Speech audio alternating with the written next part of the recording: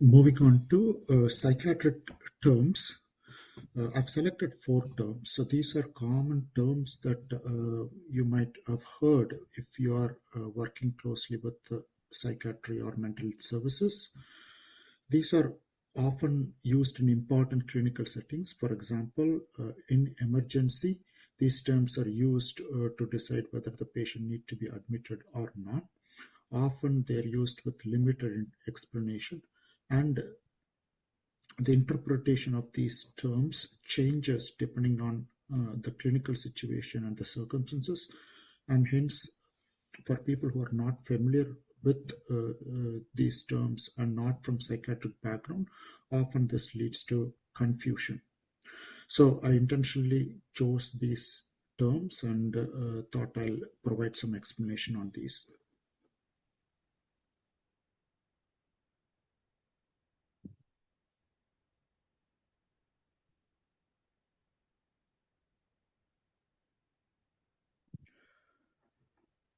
First, let's look at serious mental illness. Before the term serious mental illness became popular, other terms like chronic mental illness and severe and persistent mental illness were used. Initially, the purpose of these terms were to find which type of illness causes most disability so that funding for treatment and insurance purposes can be allocated accordingly. Now, over a period of time, the purpose and the definition of this term has changed, and often it's now used in the context of accessing services. Let's look at this term in more detail. One of the earlier studies that looked at this definition was from 1999. The Center for Mental Health Services wanted to distribute mental health block grants to states proportionally and wanted to know which state had the most prevalence of serious conditions. They defined serious mental illness as illness that causes functional impairment that significantly affected life activities. So, using this definition, they surveyed and found 90% of people who met this criteria either had some conditions like schizophrenia, bipolar affective disorder, or a disorder and report significant work impairment, or a disorder and reported suicidal thoughts. As I mentioned, over a period of time, this definition and purpose has changed, and now it has come to refer to conditions such as schizophrenia, severe depression, bipolar affective disorder, and few other conditions. Usually, other conditions such as adjustment disorder, personality disorder, mild to moderate depression, mild to moderate anxiety are often excluded and often referred to as not severe mental illness.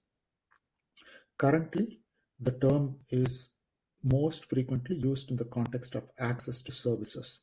You may often hear people say that this is not serious mental illness and hence is not our team's mandate.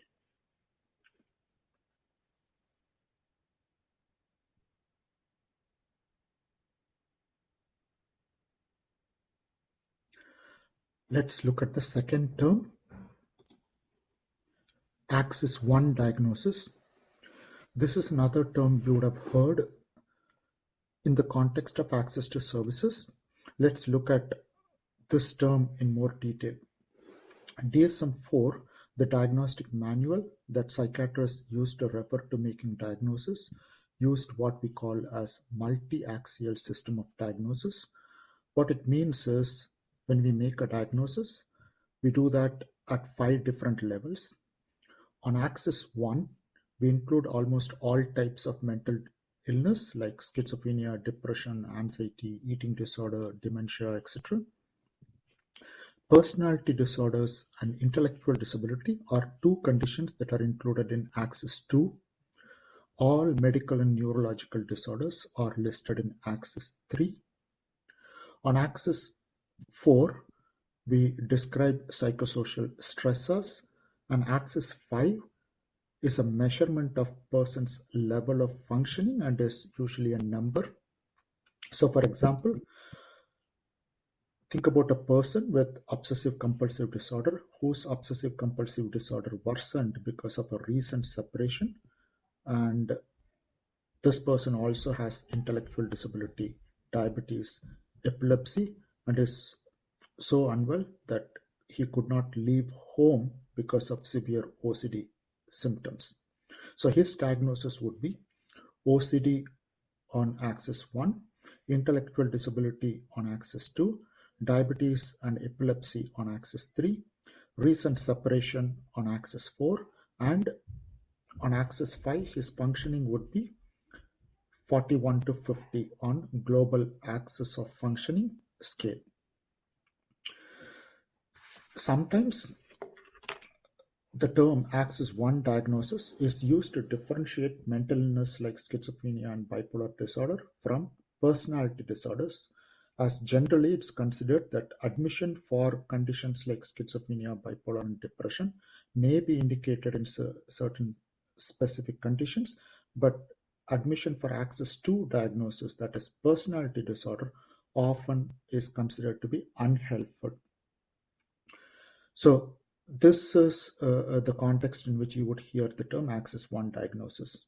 A couple of important points to remember. The first point is that ADHD and autism are not in axis 2 but are included in axis 1 axis 1 category. Secondly, we now follow DSM-5, and DSM-5 no longer uses the multi-axial system.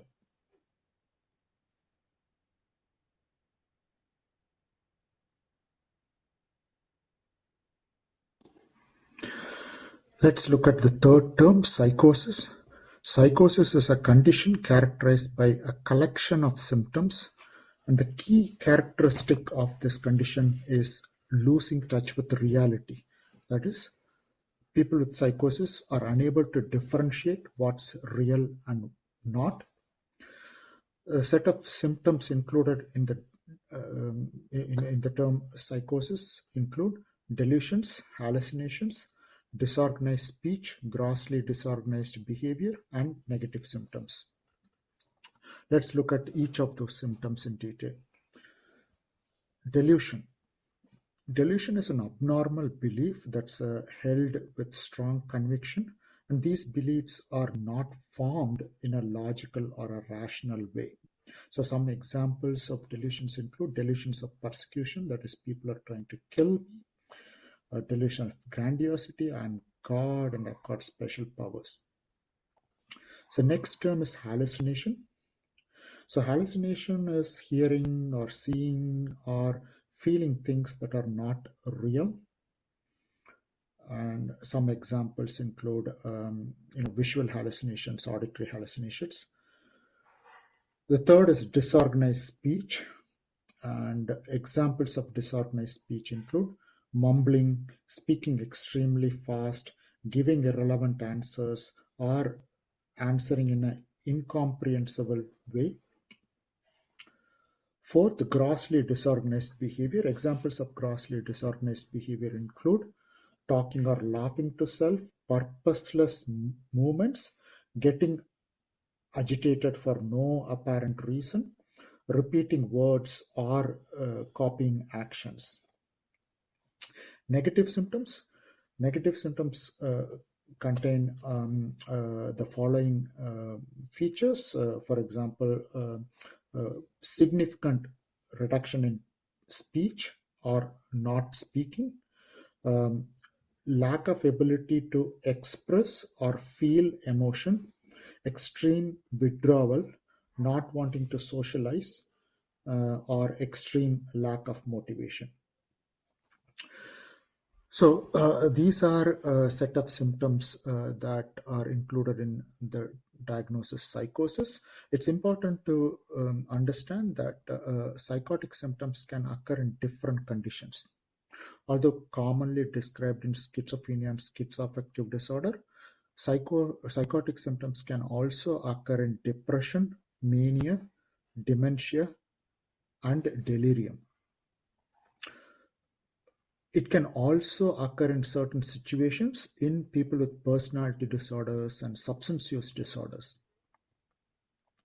It's very important to understand that each of these symptoms can be mistaken for something else. For example, repeating words and repeating actions, extreme reduction in speech, and withdrawn behavior can all be seen in autism and doesn't mean that they have psychotic symptoms in addition to autism.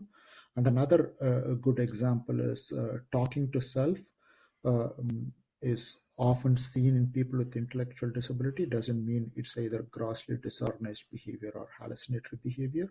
And getting agitated for no apparent reason, often seen in the context of intellectual disability, and doesn't mean it's a grossly disorganized behavior.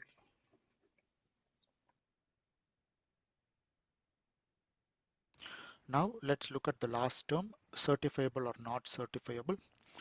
In British Columbia, no one with mental illness can be forced to accept treatment against their wish. This is true even when they are very unwell and do not understand the consequences of not uh, getting treatment. This is generally the case, except in some exceptional circumstances, and one such circumstance is when they are detained under the Mental Health Act. The Mental Health Act of British Columbia lays down certain criteria which a person needs to meet to be certified, and once they are certified, then treatment for their mental illness can be administered against their wish. It's important to note that even when somebody is certified, the Mental Health Act does not allow us to administer treatment for their medical or surgical conditions against their wish.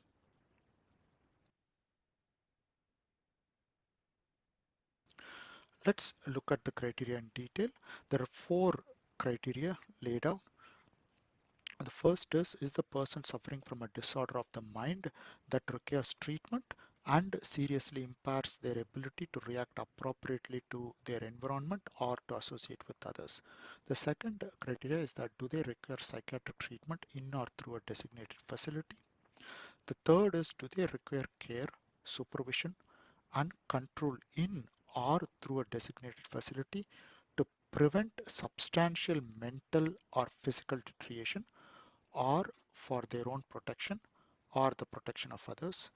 And lastly, are they unsuitable to be treated as a voluntary patient? The Mental Health Act also goes into details about different terms. For example, it defines what a disorder of mind is, what psychiatric care is, and what a designated facility is. However, for the purpose of this presentation, I'm not going into those details.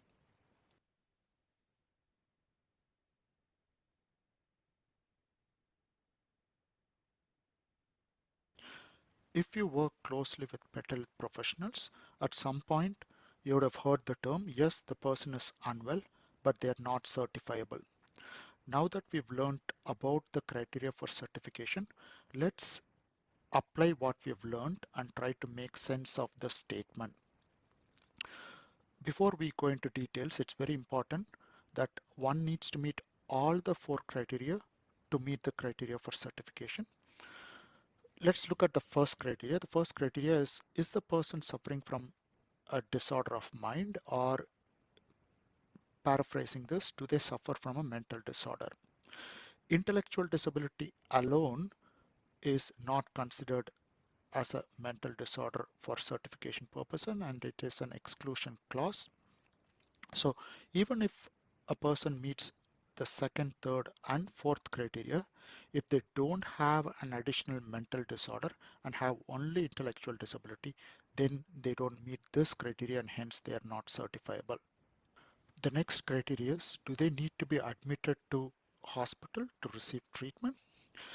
A patient may be very unwell but may not meet this criteria because either the treatment they need is not available in the hospital or may be available more readily in the community and they don't need to be admitted to the psychiatric hospital to receive this treatment. This criteria is relevant for people with developmental disabilities, as sometimes the treatment that they need is either behavioral treatment or other psychosocial treatment, which may not be available in acute psychiatric units. The third criteria is about risks. The person might be unwell, but the risks may not be severe enough to be admitted to hospital, or more commonly managed better in a community setting. This is particularly relevant for people with severe developmental issues or severe autism, where the risks can be better managed in the community, and sometimes the risks may be worsened if they are admitted to general psychiatric wards. Lastly, the person may meet all the three criteria but may be willing to get admitted, or if they're already in hospital, may be willingly taking treatment, in which case they don't meet this criteria and hence cannot be certified.